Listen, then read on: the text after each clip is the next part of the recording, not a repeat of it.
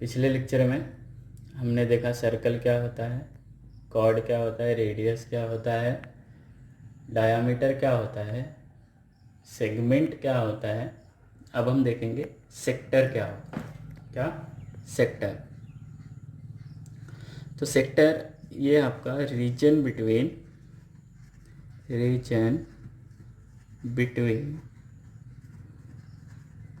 Radii and arc of a circle. क्या है? Region between radii and arc of a circle is known as sector. बराबर है। अब वो कैसे? ये सेंटर है, ये पहला रेडियस, ये दूसरा रेडियस। तो रेडियाई का जो प्लूरल फॉर्म होता है, मतलब रेडियस का प्लूरल फॉर्म होता है, वो क्या होता है? आपका रेडियाई। बराबर है। तो ये जो रीजन है, ये जो एरिया है, ये आपका क्या होएगा? सेक्टर होएगा। क्या होएगा? सेक्टर। अब ये जो पार्ट है, ये पार्ट दिख रहा है आपको, ये भी देखो, ये आर्क है और ये रेडियाई है, तो इनके बीच आ रहा है, तो ये भी क्या होएगा? सेक्टर। लेकिन हम इनको दो पार्ट में डिवाइड करेंगे, तो ये देखो, ये छोटा पार्ट है, तो ये क्या होएगा? Minor sector. क्या होएगा? Minor sector. और ये कौन सा होएगा? Major sector. ये क्या होएगा? Major sector. आया समझ में? तो region between radii and arc of a circle is known as sector. Sector कितने टाइप के होते हैं? एक तो मेजर और दूसरा माइनर। बराबर है।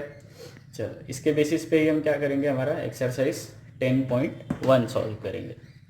क्या बोला है? Fill in the blanks. इसमें दो में आपको ऑप्शन दिया है, बाकी चार में ऑप्शन नहीं दिया है। ठीक।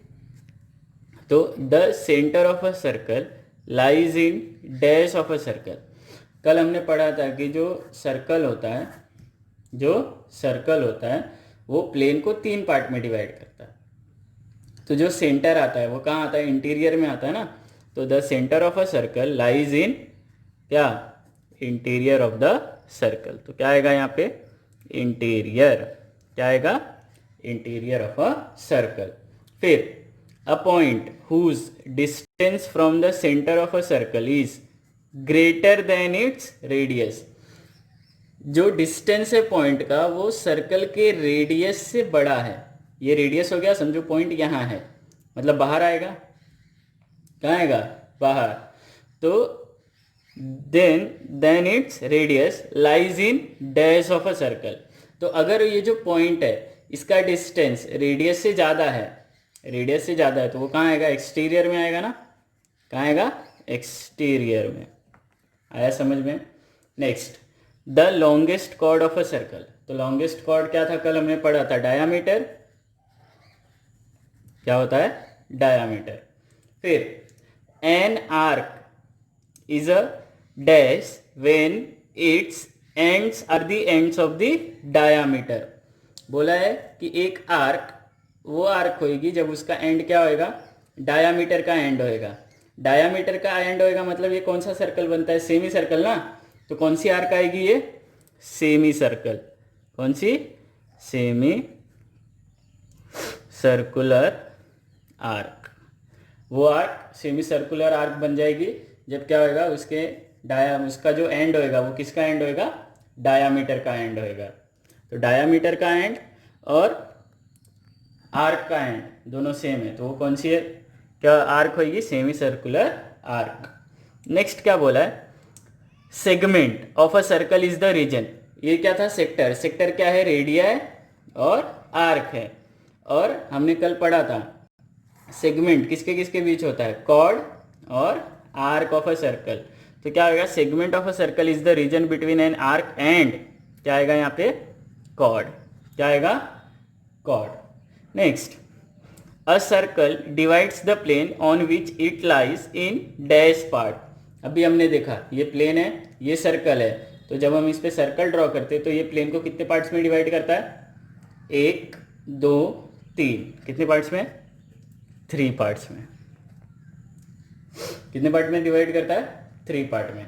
तो ये क्वेश्चन नंबर 1 कंप्लीट हुआ। क्वेश्चन नंबर 2, देखो क्या बोल रहा है, राइट ट्रू और फॉल्स। सबसे पहले ये बताना है कि जो भी स्टेटमेंट हमको गिवन है वो ट्रू है या फॉल्स है। उसके बाद give reason for your answer, है ना। आंसर्स के लिए जो वो ट्रू क्यों है, फॉल्स क्यों है, इसका रीजन हमको बताना है, बराबर है। तो देखो पहला क्या बोला है, line segment joining the centre of centre to any point on the circle is a radius of circle. तो सॉल्यूशन कल हमने पढ़ा था, क्या था, distance from centre of a circle to circumference क्या होता है, रेडियस होता है ना, क्या होता है, रेडियस। तो ये जो स्टेटमेंट है ये क्या है, ट्रू है। ये स्टेटमेंट क्या है, ट्रू है। क्यों ट्रू है, क्योंकि यहाँ पे बोला क्या है कि अगर हम क्या ड्रॉ करते हैं, सर्कल ड्रॉ करते हैं, तो सर्कल मतलब सर्कल के सेंटर से सर्कल तक का जो डिस्टेंस होता है वो क्या होता है, रेडियस होता है ना आपका। तो वही तो यहाँ पे बोला है कि line segment joining the centre to any point on a circle is a radius of the circle. तो ये जो स्टेटमेंट है ये क्या है, ट्रू है। स्टेटमेंट क्या है, ट्रू। तो हम यहाँ पे रीजन क्या लिखेंगे, तो distance of centre to any point on circle is radius of circle. तो देयरफॉर ये स्टेटमेंट क्या हो जाएगा, ट्रू हो जाएगा, बराबर है। अब सेकंड वाला क्या बोला है, a circle has only finite number of equal chords. कल मैंने आपको बताया था कि जो सर्कल होता है, सर्कल क्या होता है, circle is collection of points. Circle क्या था, कलेक्शन ऑफ पॉइंट्स। तो ये जो सर्कल है इसमें कितने पॉइंट्स है हमको पता है क्या, नहीं ना। तो इसमें कितने पॉइंट्स हैं, इनफाइनाइट नंबर ऑफ पॉइंट्स। तो ये जो स्टेटमेंट है ये क्या है, फॉल्स है। क्योंकि अगर इनफाइनाइट नंबर ऑफ पॉइंट्स है, इनफाइनाइट नंबर ऑफ पॉइंट्स है, तो हम किसी भी पॉइंट से कितने भी लेंथ का कॉर्ड हम ड्रॉ कर सकते हैं, कितना भी ड्रॉ कर सकते हैं। तो रीजन में क्या आएगा, circle has infinite number of points, बराबर है। तो therefore we can draw infinite number of chords of given length। Circle में क्या होता है, इनफाइनाइट नंबर ऑफ पॉइंट्स होते हैं, बराबर है ना। तो हम कोई भी लेंथ का, अगर हमको जैसे बोला कि 3 सेंटीमीटर का कोई कॉर्ड बना, तो वो लेंथ लेके हम कितना भी इक्वल कॉर्ड बना सकते हैं। तो इसलिए ये जो स्टेटमेंट है ये क्या है, फॉल्स।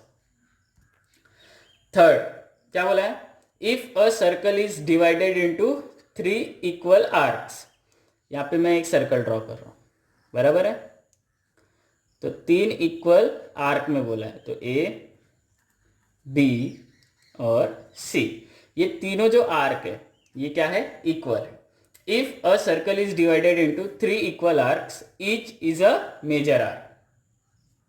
ईच क्या होगा, मेजर आर्क। तो इसका जो सॉल्यूशन है वो फॉल्स आएगा। क्या आएगा, फॉल्स। मैं बताता हूं कैसे, ध्यान से सुनो। बोला है कि तीनों का लेंथ इक्वल है, तीनों आर्क का लेंथ क्या है, इक्वल है। अब अगर मैं BC को कंसीडर करता हूं, किसको, आर्क BC को कंसीडर करता हूं, ये मेरी आर्क है, बराबर। तो ये जो आर्क है ये मेजर आर्क हो जाएगी, ये देख रहे हो, AB मतलब BAC कौन सी आर्क हो जाएगी, मेजर आर्क, बराबर है। तो ये BC ये BAC से छोटी या बड़ी होगी, छोटी होगी ना, क्योंकि ये तीनों का लेंथ इक्वल है। तो इसको मैं अगर ऐड करता हूँ, समझो ये भी 1 है, ये भी 1 है, ये भी 1 है, तो ये 1 और 1 कितना हो जाएगा, 2 हो जाएगा ना, 1 और 1 कितना हो जाएगा, 2 हो जाएगा, और ये कितना रह जाएगा 1, तो 2 ग्रेटर है 1 से, मतलब बी ए सी जो आर्क है हमारा, बी ए सी आर्क वो बी सी से ग्रेटर होएगा। उसके बाद ऐसे ही अगर मैं आर्क ए बी को कंसीडर करता हूं तो ए सी बी जो आर्क है वो बड़ा हो जाएगा, और अगर मैं आर्क ए सी को कंसीडर करता हूं तो ए बी सी आर्क बड़ा हो जाएगा। मतलब किसी भी हालत में ये जो तीनों आर्क है, ये जो तीनों आर्क है ये हमेशा कौन सी आर्क बन के रह जाएंगी, माइनर आर्क ना। तो इफ अ सर्कल, तो इसका क्या हो जाएगा रीजन, यहाँ पे मेजर की जगह क्या आ जाएगा माइनर, और वो क्यों आया वो रीजन आपको पता चला यहाँ पे। तो if a circle is divided, if a circle is divided into 3 equal arcs, each is a minor arc, क्या आ जाएगा ये माइनर आर्क। अगर कोई आपसे पूछे क्यों, तो आप क्या करोगे, सर्कल बनाओगे, 3 पॉइंट ले लोगे तो 3 आर्क बन जाएगी। अब तीनों आर्क क्या है इक्वल, तो ये और ये कितना हो जाएगा 2 और ये कितना हो जाएगा 1, मतलब ये बी ए सी क्या होएगा बी सी से बड़ा होएगा। आया समझ में। चलो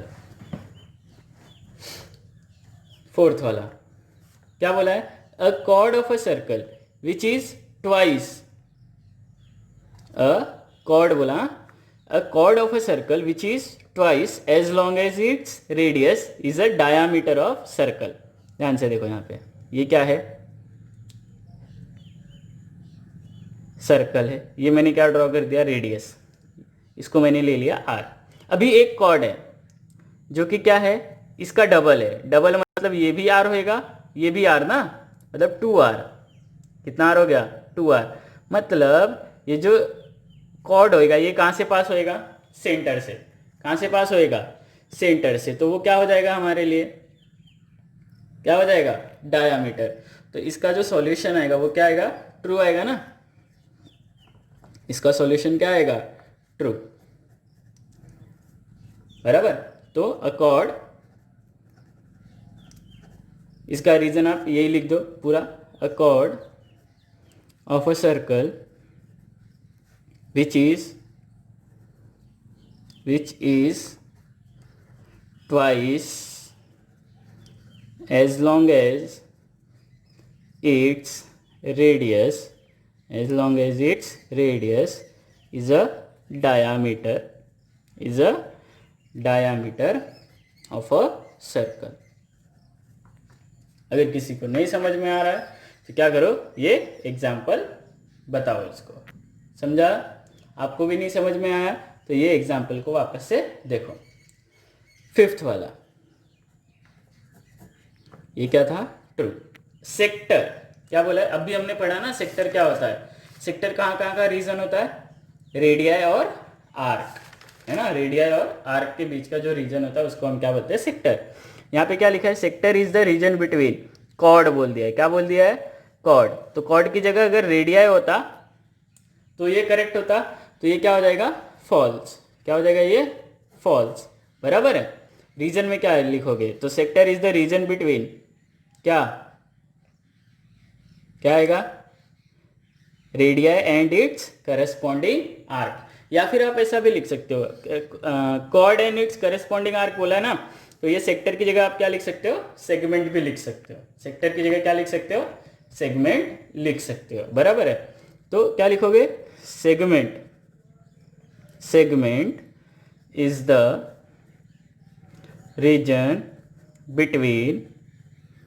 between the chord and its corresponding arc, its corresponding arc।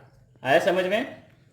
Sixth वाला क्या बोला, a circle is a plane figure, तो ये क्या है ट्रू है, circle is plane figure, circle is a plane figure मतलब क्या आएगा ये ट्रू आएगा। अब क्यों आएगा ट्रू, अ सर्कल इज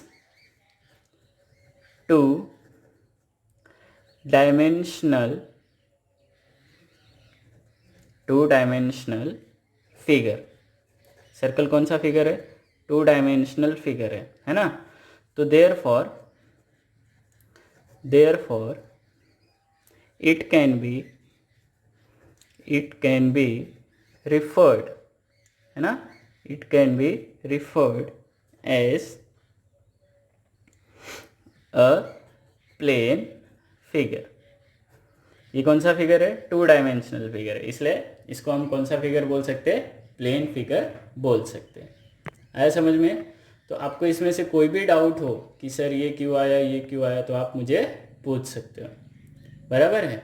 चलो, थियरम 10.1, थियरम 10.1 क्या बोला है? Equal chords of a circle subtend equal angle at the centre. तो ये थियरम क्या बोल रहा है कि अगर दो कॉर्ड्स इक्वल है, मतलब ए बी इक्वल है किसके? सी डी के। ए बी इक्वल है सी डी के, तो given chord A B equal chord C D. To prove, हमको ये प्रूव करना है कि अगर दो कॉर्ड्स इक्वल है तो subtend equal angle at the centre. तो ए जो सेंटर पे जो एंगल बनेगा ये कॉर्ड से सेंटर पे जो एंगल बनेगा वो भी क्या होएगा? इक्वल। मतलब हमको क्या प्रूफ करना है? Angle A O B is equal to angle C O D. क्या प्रूफ करना है? Angle A O B is equal to angle C O D. क्या आएगा? प्रूफ। बराबर। हम ये दो ट्रायंगल को कंसीडर करेंगे, ट्रायंगल ए ओ बी और triangle C O D. In triangle A O B and triangle C O D, triangle A O B and triangle C O D क्या आएगा? A O is equal to O C, A O is equal to O C. क्या आएगा? Radii of same circle ना, radii of same circle. एक ही circle के radius है तो क्या होंगे? इक्वल ही होंगे ना, बताया मैंने। फिर A B equal C D, A B equal C D, ये क्या है? गिवन है, ये क्या है? गिवन। और फिर ओ बी इक्वल होएगा ओ डी के, O B equal O D. क्या आएगा? ये भी radii of same circle, radii of same circle, ये इक्वल हो गए। तो देयरफॉर दोनों ट्रायंगल जो है, triangle A O B congruent हो जाएगा ट्रायंगल सी ओ डी के। कौन सी कॉन्ग्रुएंसी आएगी? Triple S congruency. कौन सी कॉन्ग्रुएंसी? Triple S congruency. तो therefore angle A O B equal angle C O D, corresponding angles of congruent triangles, hence proved. आया समझ में? चल, थियरम 10.2 क्या बोल रहा है? इसका कन्वर्स है ना। तो देखो, if the angles subtended by the equal chords of a, if the angle subtended by the chords of a circle at the centre are equal, मतलब ये जो दोनों एंगल है, ये कॉर्ड जो दो एंगल सबटेंड करते हैं सेंटर पे, ये दोनों एंगल्स इक्वल है। तो हमको प्रूफ करना है कि कॉर्ड भी क्या होएगा? इक्वल।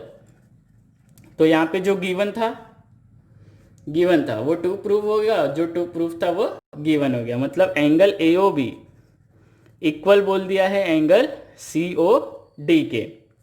टू प्रूफ करना है कि chord A B equal chord C D, ये हमको प्रूफ करना है। क्या आएगा? प्रूफ। वापस से हम वही दो ट्रायंगल लेंगे, in triangle A O B and triangle C O D. बराबर है। ए ओ इक्वल होएगा किसके? ओ सी के।